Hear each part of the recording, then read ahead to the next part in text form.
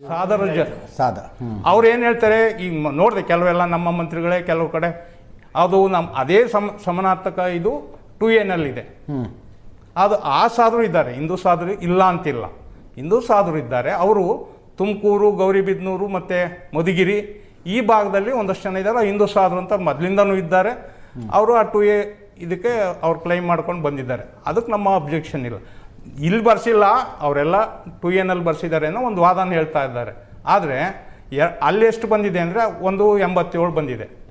ಅಲ್ಲಿ 2 ಕೋಟಿ ಕೊಟ್ಟಿದ್ದಾರೆ, ಹಿಂದೂ ಸಾಧರು ಅಂತ 1 ಕೋಟಿ ಕೊಟ್ಟಿದ್ದಾರೆ. ಇನ್ನು 9 ಸಾಧರು ಗೌಡರ್ ಸಾಧರು ಇವೆಲ್ಲ ಸೇರಿಸಿ 9 ಸೇರಿಸಿ 1 ಕೋಟಿ ಕೊಟ್ಟಿದ್ದಾರೆ. ಕೊಟ್ಟು ಅಲ್ಲಿ ಎನ್ಯುಮರೇಟ್ ಮಾಡಿದಾಗ 187 ಬಂದಿದೆ. ಆಯಿತು, ಆ 187 ಮತ್ತು ಈ 67 ಸೇರಿಸಿ 2.5 ಲಕ್ಷ. ಹೌದು, ಅಂದರೆ ಈ ರಾಜ್ಯದಲ್ಲಿ ಸಾಧರ ಸಂಖ್ಯೆ 2.5 ಲಕ್ಷನ. ಅಲ್ಲಿಲ್ಲ ಅಂದ್ರೆ ಎಲ್ಲರೂ ಇರಬೇಕು.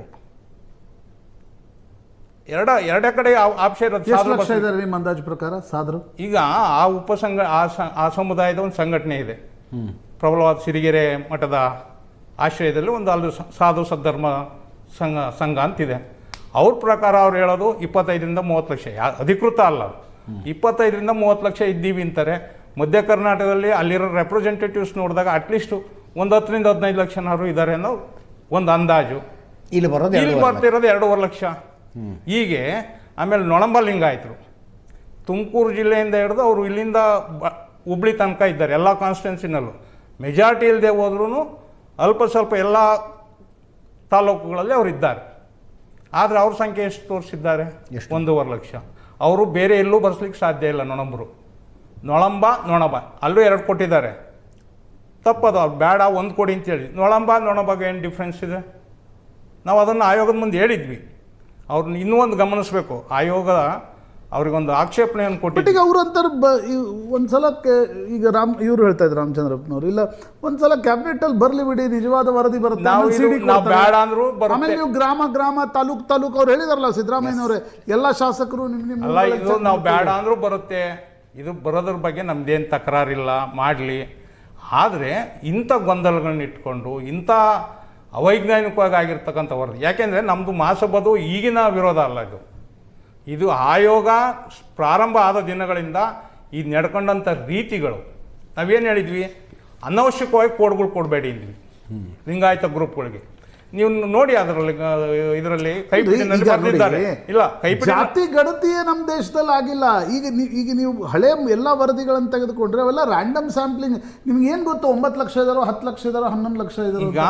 ಈ ವರದಿ ಅಟ್ಲೀಸ್ಟ್ 90% ಹತ್ರ ಆದ್ರೂ ಬಂದಿದೆ. ಅಟ್ಲೀಸ್ಟ್ ಮನೆಗೆ ಹೋಗಿ ಏನೋ ಮಾಡಿದ್ದಾರೆ. ಉಳಿದು ಯಾವುದೇ ಆಯೋಗ ಕೂತ್ಕೊಂಡು ರ್ಯಾಂಡಮ್ ಸ್ಯಾಂಪ್ಲಿಂಗ್ ಮಾಡಿ ಥೆರಾಟಿಕಲ್ ಕ್ಯಾಲ್ಕುಲೇಷನ್ ಮಾಡಲಿ ನಿಮ್ಮ ಸಂಖ್ಯೆಗಳನ್ನು ಹೇಳ್ತಾ ಇದ್ರು. 1931 ಇಲ್ಲಿರ್ತಕ್ಕಂಥ ಸ್ಟ್ಯಾಂಡರ್ಡ್ ನಮಗಿರ್ತಕ್ಕಂಥ ಸರ್ವೆ ಅಲ್ಲಿಂದ ಇಲ್ಲಿವರೆಗೂ ಅದೇ ನಡ್ಕೊಂಡು ಬಂದಿದೆ. ಎಲ್ಲಿವರೆಗೆ? ಚಿನ್ನಪ್ಪರೆಡ್ಡಿ ಆಯೋಗದವರೆಗೆ. ಚಿನ್ನಪ್ಪರೆಡ್ಡಿಯಿಂದ ನಮಗೆ ಚಿನ್ನಪ್ಪರೆಡ್ಡಿ ಆಯೋಗದ ಮಾರ್ಗಸೂಚಿ ಇಟ್ಕೊಂಡೆ ಈಗ ರಿಸರ್ವೇಷನನ್ನು ಮಾಡಲಾಗಿದೆ. ಆದರೆ ಚಿನ್ನಪ್ಪರೆಡ್ಡಿ ಅವರೇ ತಯಾರಿಸಿದ ದತ್ತಾಂಶಗಳ ಇಲ್ಲ, ಅದು ಸರ್ವೆ, ಅದು ಇಷ್ಟು ದೊಡ್ಡ ಸ್ಯಾಂಪಲ್ ಸೈಜ್ ಇರಲಿಲ್ಲ. ಅವರು ಒಂದು ರಿಪೋರ್ಟ್ ಕೊಟ್ಟಿದ್ದಾರೆ. ಆ ರಿಪೋರ್ಟು ಅವರೇ ಕೊಟ್ಟಿದ್ದ, ಅವರೇ ದತ್ತಾಂಶಗಳನ್ನು ಕ್ರಿಯೇಟ್ ಮಾಡಿದ್ದ? ಇಲ್ಲ, ವೆಂಕಟಸ್ವಾಮಿ ಆಯೋಗ ಕೊಟ್ಟಂತ ದತ್ತಾಂಶಗಳನ್ನ ಇಟ್ಕೊಂಡ್ರು. ಯಾಕಂದ್ರೆ ವೆಂಕಟಸ್ವಾಮಿ ಆಯೋಗದ ಸ್ಯಾಂಪ್ಲಿಂಗ್ ಅಲ್ಲ, ಅದು sampling actual house hold survey ಅಲ್ಲ. ಅದು ಅಲ್ಲ, ಇಲ್ಲಿ ತನಕ ಆಗಿರೋದು 1931 ಬಿಟ್ಟು ಇನ್ನೆಲ್ಲಾ ಸರ್ವೆಗಳನ್ನು 11 ಆಯೋಗಗಳಾಗಿದ್ದಾವೆ. 11 ಆಯೋಗಗಳು ಸ್ಯಾಂಪಲ್ ಸರ್ವೆನೇ ಮಾಡಿರ್ತಕ್ಕಂಥದ್ದು. ಈಗ ಸ್ಯಾಂಪಲ್ ಸರ್ವೆ ಮಾಡಬೇಕಾದ್ರೆ ನನ್ನನ್ನು 15-17% ತೋರಿಸಿದಾಗ ನನ್ನನ್ನು ನಿಖರವಾದ ಸಮೀಕ್ಷೆ ಮಾಡುವಾಗ ನೀನು 10-11 ತಂದರೆ ಹೇಗಿರ್ತದೆ?